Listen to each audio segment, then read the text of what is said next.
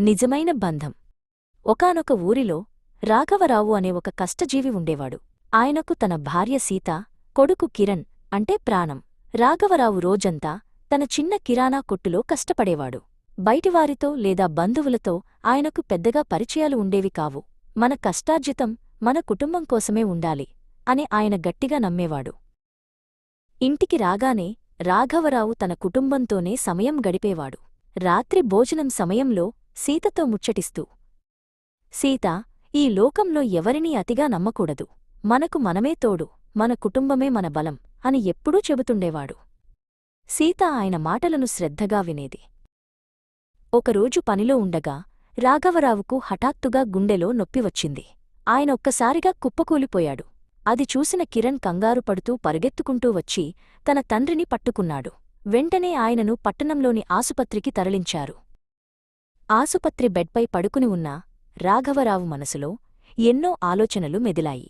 ఒకవేళ నాకు ఏమైనా జరిగితే నా భార్యాబిడ్డలను ఎవరు చూసుకుంటారు? నా తర్వాత వాళ్లకు అండగా ఎవరు ఉంటారు?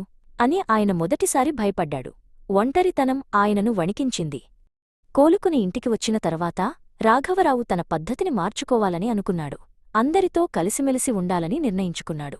ఒకరోజు ఆయన ఇంటికి వచ్చిన దూరపు బంధువు ప్రసాద్ను ఎంతో ఆదరంగా ఆహ్వానించి సాదరంగా పలకరించాడు.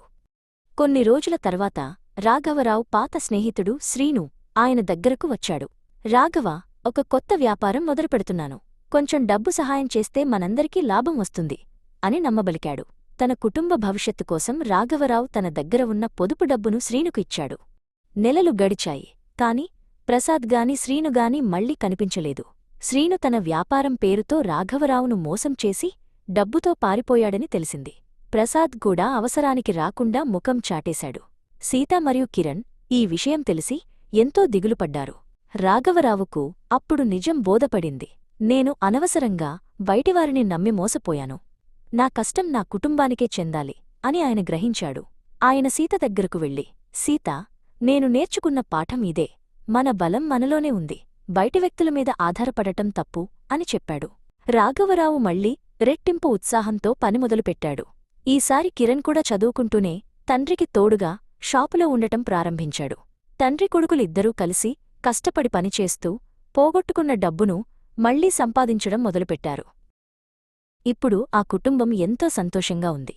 కష్టకాలంలో మనల్ని ఆదుకునేది, మనల్ని నిజంగా ప్రేమించేది మన కుటుంబం మాత్రమేనని కిరణ్కు కూడా అర్థమైంది. రాఘవరావు తన సంపాదనను కేవలం తన భార్య, కొడుకు సుఖం కోసమే ఉపయోగిస్తూ తృప్తిగా జీవించసాగాడు.